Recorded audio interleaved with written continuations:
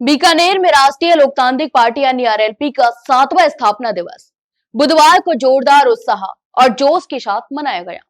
इस कार्यक्रम में पार्टी के कार्यकर्ता और समर्थक बड़ी संख्या में मौजूद रहे। इस मौके पर पार्टी सुप्रीमो और नागौर सांसद हरमान बेनीवाल ने मंच से प्रदेश की राजनीति पर जमकर निशाना साधा। उन्होंने एक साथ मुख्यमंत्री बजलाल शर्मा और पूर्व मुख्यमंत्री वसुंधरा राजे दोनों पर तीखे और राजनीतिक हमले किए, जिससे माहौल पूरी तरह सियासी रंग में रंग गया। इस सभा को संबोधित करते हुए बेनीवाल ने कहा कि जब मैंने वसुंधरा के खिलाफ लड़ाई लड़ी थी, तब लोगों ने कहा था कि वसुंधरा मुझे कुचल देगी, लेकिन मैं तेजाजी का भक्त हूं। मैंने तब भी कहा था कि जो होगा देखा जाएगा। उन्होंने आगे कहा कि अब एक बार फिर से बदलाव का वक्त आ चुका है। उन्होंने नारे के रूप में कहा कि ना कांग्रेस को लाएंगे ना बीजेपी को लाएंगे, इस बार राष्ट्रीय लोकतांत्रिक पार्टी को लाएंगे।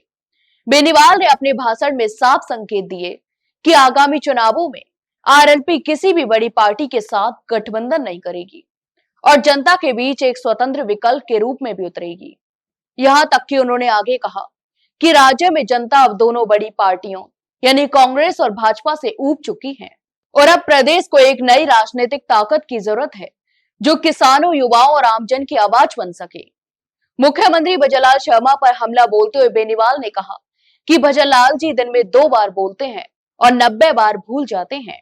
आपने हमारा कनेक्शन काटा है, लेकिन अब हम राजस्थान से आपका कनेक्शन काट देंगे। उनके इस बयान पर मंच पर मौजूद कार्यकर्ताओं ने तालियों और नारों से जोरदार समर्थन दिया। यहां तक कि बेनीवाल ने कांग्रेस पर भी जमकर हमला बोला और कहा कि पहले कांग्रेस कहा करती थी कि गहलोत और वसुंधरा मिले हुए हैं, लेकिन अब हालात ऐसे हैं कि खुद गहलोत जी कहने लगे हैं कि भजनलाल जी अब मुझे सूट करते हैं।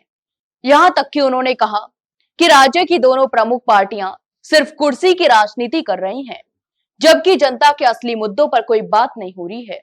आरएलपी प्रमुख ने आगे कहा कि उनकी पार्टी किसानों, बेरोजगार युवाओं और ग्रामीण जनता की समस्याओं को लेकर आगामी दिनों में राज्य भर में बड़े आंदोलन करेगी। उन्होंने कहा कि जिस तरह आरएलपी ने वसुंधरा सरकार के दौरान किसानों और युवाओं के हक की लड़ाई लड़ी थी, उसी तरह भजनलाल सरकार की नीतियों के खिलाफ भी सड़कों पर उतरने से पीछे नहीं हटेंगे।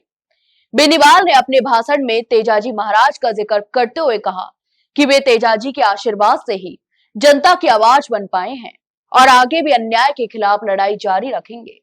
उन्होंने कहा कि हमारी पार्टी का मकसद सत्ता पाना नहीं, बल्कि व्यवस्थाओं को बदलना है। अब जनता को कांग्रेस और भाजपा के बीच की अदला बदली से बाहर निकलना होगा। कार्यक्रम के अंत में बेनीवाल ने पार्टी कार्यकर्ताओं से एकजुटता और संघर्ष का संकल्प दिलाया और कहा कि आने वाले चुनावों में आरएलपी एक मजबूत विकल्प के रूप में सामने आएगी और राजस्थान में एक नई राजनीतिक धारा की शुरुआत भी करेगी। तो वहीं बीकानेर में हुए इस आयोजन ने साफ संकेत दे दिए हैं कि हनुमान बेनीवाल फिर से राज्य की सियासत में हलचल मचाने के मूड में है और आने वाले महीनों में आरएलपी अपनी अलग राह पर चलते हुए दोनों बड़ी पार्टियों के लिए मुश्किलें बढ़ा सकती है। तो आपकी इस पूरे मामले पर क्या राय है, हमें कमेंट बॉक्स में कमेंट करके जरूर बताएं। वहीं वीडियो को लाइक और शेयर जरूर करें और हाँ, चैनल को सब्सक्राइब करना ना भूलें। फिलहाल के लिए इतना ही, जल्द मिलते एक नई जानकारी के साथ। तब तक के लिए नमस्कार।